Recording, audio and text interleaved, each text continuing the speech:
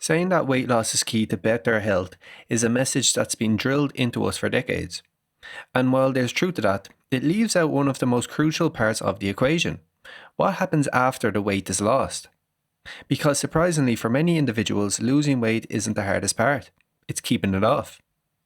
Clinical trials on weight management consistently show high relapse rates, with many participants regaining much or all of the lost weight within a few years. This isn't simply a matter of willpower. Rather, it's the result of a complex interplay of biological, psychological, and environmental factors that make long-term weight regulation far more difficult than it's often portrayed. And here's the issue. Most weight management strategies, both in public health and popular media, focus almost entirely on weight loss, as if the job is done once the scale hits a lower number. But weight maintenance is equally as important a consideration. So in this video, we're going to explain why that is, the mechanisms working against long-term success, and what can be done to make maintenance more realistic, sustainable, and health promoting. But first, as always, please take note of our disclaimer. As you likely know, weight loss can lead to meaningful health improvements, including better blood pressure, blood sugar control, and cholesterol levels. However, these benefits are largely dependent on keeping the weight off. When weight is regained, those improvements often diminish, and in some cases, health markers return to baseline or worse. The same is true for chronic disease risk. Conditions like type 2 diabetes, cardiovascular disease, and non-alcoholic fatty liver disease are less likely to develop or progress when weight loss is sustained. But if the weight comes back, the risk rises again, often quickly. And here's where it gets even more serious. Weight maintenance isn't only important to preserve health. Repeated cycles of weight loss and regain can actually be harmful.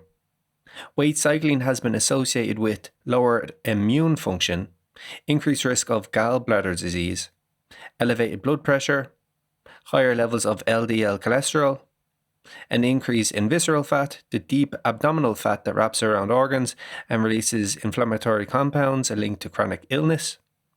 In fact, some research suggests that repeated weight cycling may be more detrimental to long-term health than never dieting at all. And the consequences aren't just physical. With each failed attempt, many individuals begin to lose motivation, confidence, and belief in their ability to change. Over time, they may come to accept that their weight and health are unchangeable. Not because it's true, but because the emotional cost of repeated setbacks becomes too high. Some explanations of the mechanisms working against long-term success, rather than only a lack of willpower, are rooted deeply in how the body responds to weight loss. For starters, when fat stores are reduced, the body reacts as though it's facing a threat, not distinguishing between intentional dieting and actual starvation. As a protective measure, it alters appetite hormones in a way that drives increased food intake. Ghrelin, the hormone that stimulates appetite, for example, rises. As a result, this can leave a person feeling hungrier than before they lost any weight, inclining them to regain some of the weight lost. In fact, it's been estimated that for every 2 pounds, or 1 kilo of weight lost, the body increases its drive to eat about 100 calories per day. It's a subtle but powerful biological push to restore what was lost. And while that might not sound significant on the surface, when someone loses 10 or 20 pounds, the cumulative effect of that increased drive to eat becomes substantial. At the same time, another adaptation occurs. Metabolism slows down. When calorie intake is reduced during dieting, the body becomes more efficient, conserving energy by burning fewer calories at rest, a phenomenon known as adaptive thermogenesis. This isn't just because there's less body mass to maintain. It's a built-in survival response. In some studies, even after weight is regained, this suppressed metabolic rate persists, making future attempts at weight loss even more challenging. This process can be worsened if lean muscle mass is lost during dieting, which often happens in calorie-restrictive or poorly structured weight loss plans.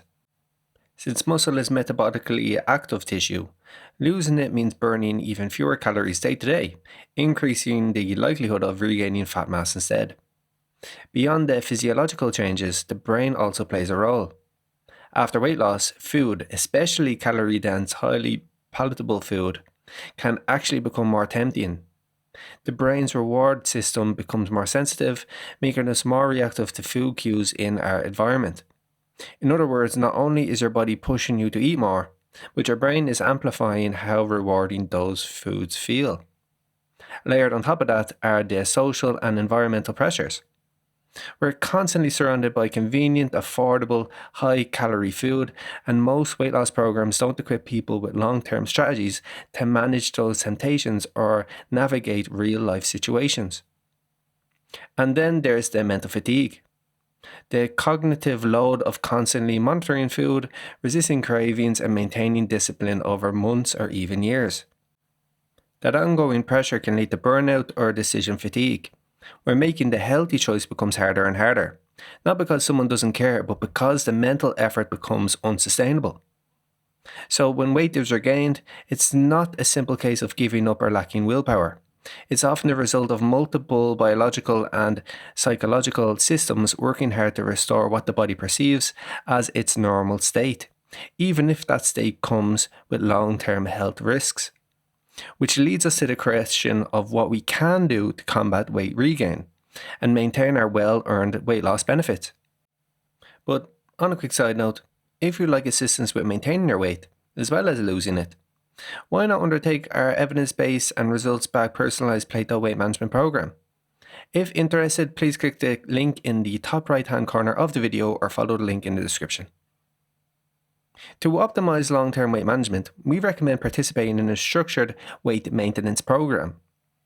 Of course, it's possible to manage weight independently by following established recommendations such as regular self-monitoring through weekly weigh-ins, using digital tracking tools like food logs and activity monitors, and increasing physical activity from the 150 minutes per week recommendation for weight loss to 300 minutes per week to counteract the body's natural adaptations after weight loss. However, the added value of joining a formal weight maintenance program lies in the ongoing support and accountability it provides.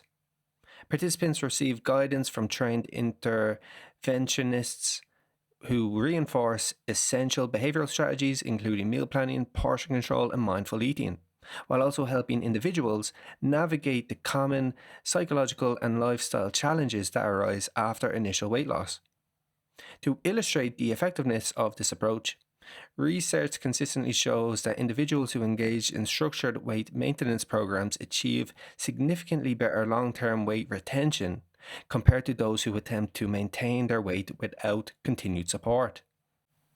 And the good news is, a weight maintenance program doesn't need to be overly time-consuming to be effective. In fact, research suggests that meeting just once a month over the course of a year can provide meaningful support and significantly improve long-term outcomes. This lower frequency format makes it much easier to fit into your work, family, and personal commitments, while still benefiting from ongoing accountability and expert guidance. Have you had success with weight maintenance before? What was your experience? We'd love to hear from you in the comment section down below. Additionally, if you're new here, make sure to like and subscribe to our channel. So, that has been our video. Thanks for watching, and I'll see you next time.